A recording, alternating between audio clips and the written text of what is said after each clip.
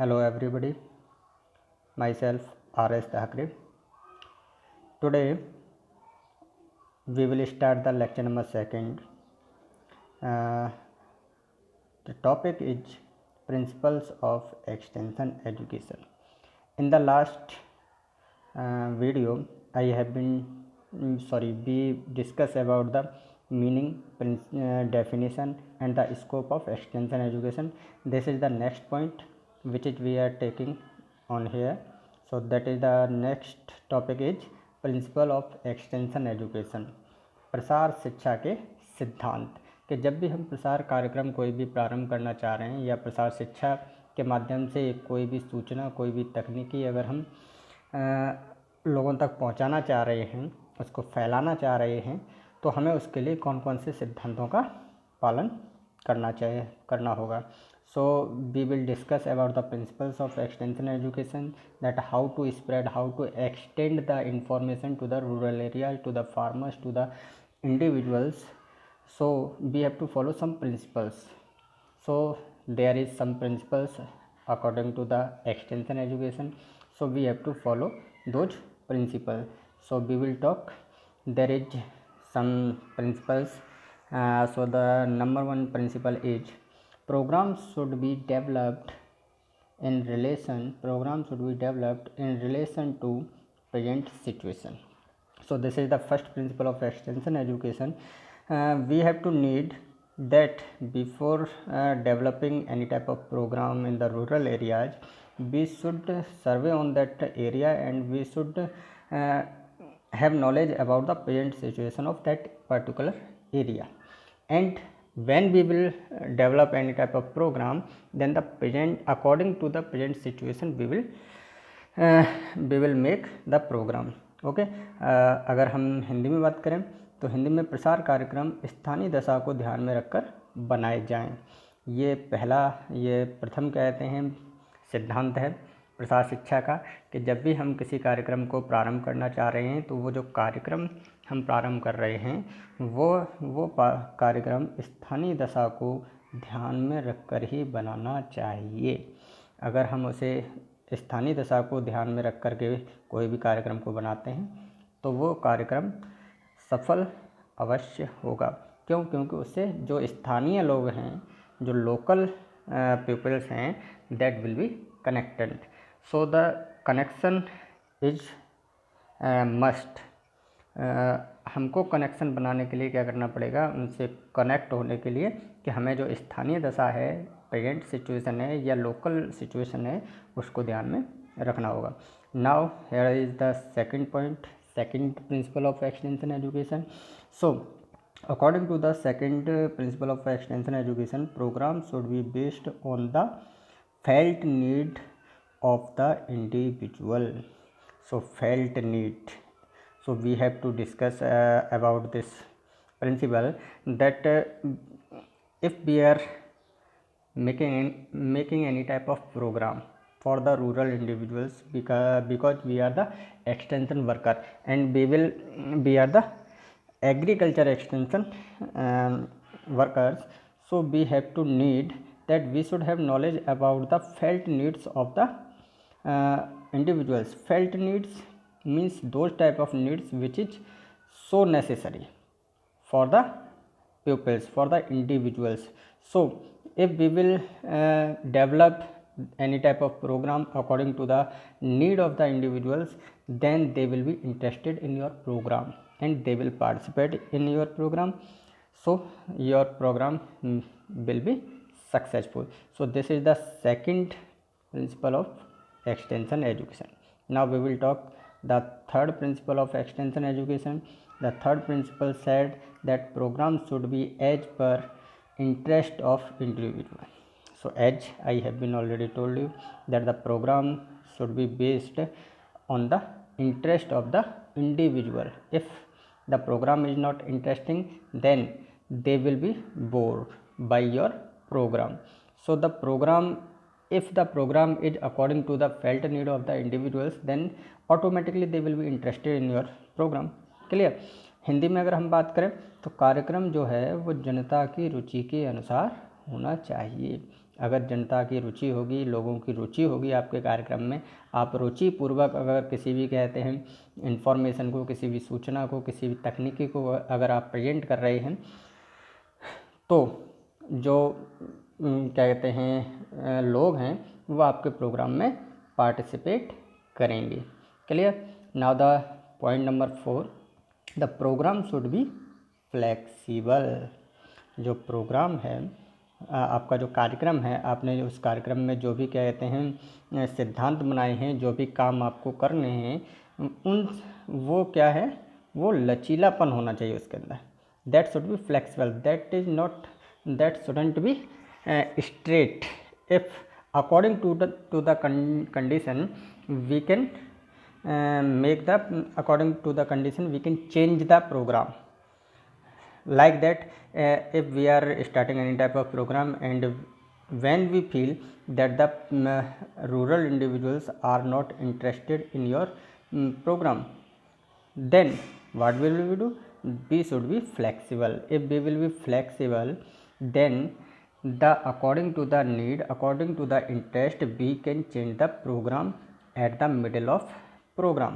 Okay, so if we are making any type of program, then that program should be flexible. उसके अंदर क्या है, लचीलापन होना चाहिए, ताकि कंडीशन के अनुरूप हम उस प्रोग्राम को चेंज कर सकें, बदल सकें. Now we will discuss about the 5 number principle. Then there is the program should be based on cultural difference. So if we are making any type of program for the particular area, for any type of area, then that program should be based according to the cultural difference, और कहते हैं according to the culture of those persons, those individuals from where we want to organize any type of program.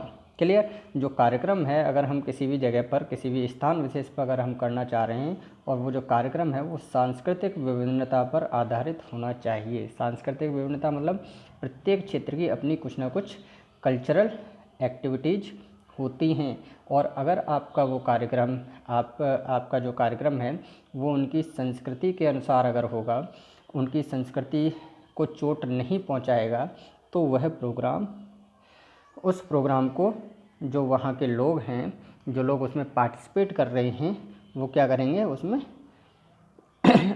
कहते हैं सहयोग करेंगे, उसमें cooperate करेंगे. So if we want to cooperation of the rural individuals of that particular area, then we have to use the 5th number principle, according to that the program should be based according to the cultural difference. So this is the principle number 5. Now we will talk the 6th number principle. The 6th number principle said that program should be based of whole family. Okay, whole family means पूरा परिवार. पूरे परिवार के अंदर कौन कौन होते हैं?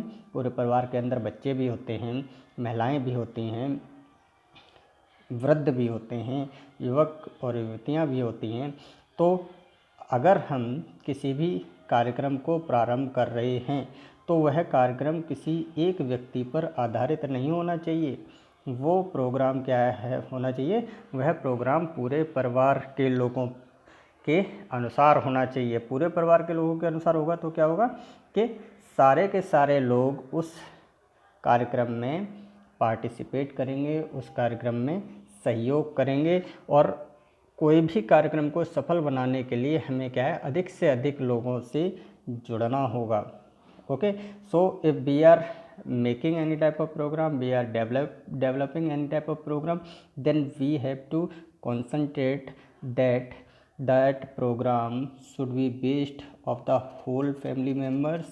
We can say for the children's, for the women's, and for the youth also.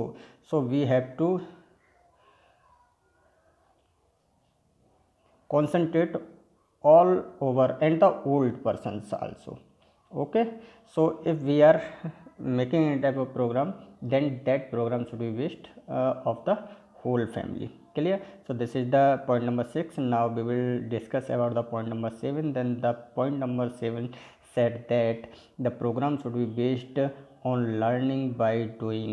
So this is the another principle of extension education, and this principle said that the program should be learning by doing, should be based on the learning by doing.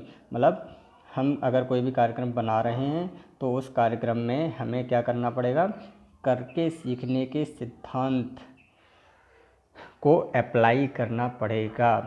मतलब कोई भी कार्यक्रम है वह कार्यक्रम आपका क्या होना चाहिए, करके सीखने के सिद्धांत पर आधारित होना चाहिए। केवल और केवल हम थ्योरेटिकल चीज़ या क्या कहते हैं थ्योरी पर ही कॉन्सेंट्रेट न करें।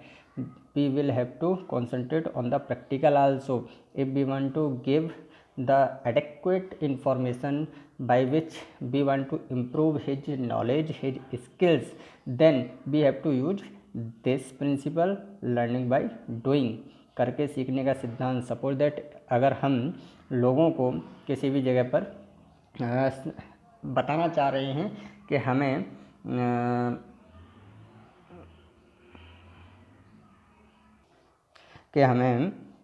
छिड़काव करने वाली मशीन का कैसे उपयोग करना है, तो अगर हम केवल उनको दिखा करके ही बताएंगे तो ज़रूरी नहीं है कि वो उस चीज़ को अच्छे तरीके से समझ पाएँ। लेकिन जब हम इस प्रिंसिपल का प्रयोग करते हैं लर्निंग बाय डूइंग, यानी करके सीखने का सिद्धांत, हम उन्हें पहले करके दिखाएंगे और दिखाने के बाद उनसे भी करवा कर उनको सिखाने का प्रयास करेंगे। Clear? So this is the principle number 7. Now we will discuss about the principle number 8 and the principle number 8 नीति को ध्यान में रखकर बनाने चाहिए। राष्ट्रीय नीति को, नेशनल पॉलिसी को ध्यान में रखकर क्यों बनाने चाहिए? क्योंकि हमारे यहाँ पर हमारे देश में पंचवर्षीय योजनाएं चलती हैं, 5 ईयर प्लान्स का चलना होता है। तो 5 ईयर प्लान्स में अगर किसी भी चीज़ को समाहित किया गया है तो हमें ये कोशिश करनी चाहिए, we should try that if we are making any type of extension program for the rural individuals, then that program should be based according to the national policy. राष्ट्रीय नीति के अनुसार अगर वह प्रोग्राम होगा तो बहुत ही अच्छा होगा, क्योंकि हमें सरकार का भी, गवर्नमेंट का भी जो सहयोग है वो प्रदान होगा। Now we will discuss about the point number 9 and the point number 9, principle number 9 said that the principle of satisfaction, संतुष्टि का सिद्धांत। we are organizing any type of program, then the every individual should be satisfied by your program. If the individuals are not satisfied by your program, then your program is not successful. मतलब संतुष्टि का सिद्धांत होना चाहिए। जो लोग आपके कार्यक्रम में पार्टिसिपेट करने के लिए आए हुए हैं, जो लोग आपके कार्यक्रम में पार्टिसिपेट कर रहे हैं, if they are not satisfied, अगर वो संतुष्ट नहीं हैं तो आपका प्रोग्राम सक्सेसफुल नहीं होगा। तो हमें प्रिंसिपल ऑफ सेटिस्फैक्शन भी रखना पड़ेगा, और जो एक्सटेंशन वर्कर हैं उनकी भी संतुष्टि का सिद्धांत होना चाहिए कि वो भी संतुष्ट होने चाहिए। Next point is 10 number, the principle of rural leadership.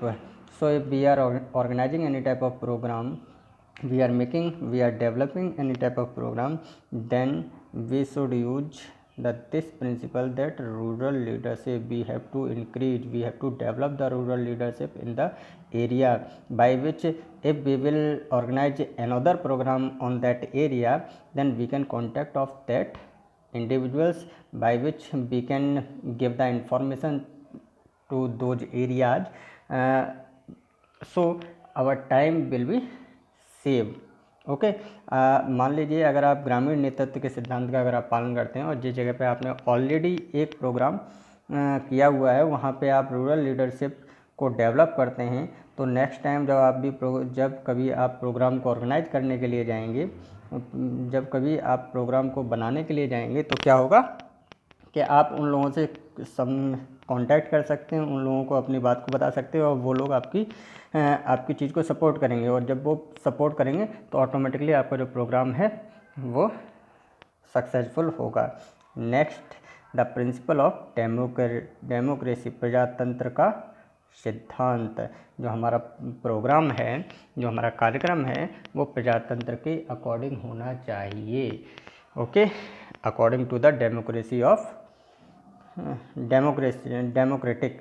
Okay, so next point is 12 number, principle of evaluation, मूल्यांकन का सिद्धांत. मूल्यांकन का सिद्धांत का मतलब ये है कि जब हम अपने कार्यक्रम को ऑर्गेनाइज कर रहे होते हैं या तो उसके मध्य में भी हम उसका मूल्यांकन कर सकते हैं कि हम जो प्रोग्राम हमने प्रारंभ किया था वह प्रोग्राम क्या सही दिशा की तरफ जा रहा है अथवा नहीं.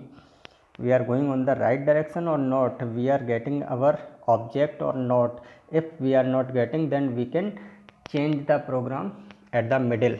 Okay, and second thing is, after finish the program we can evaluate the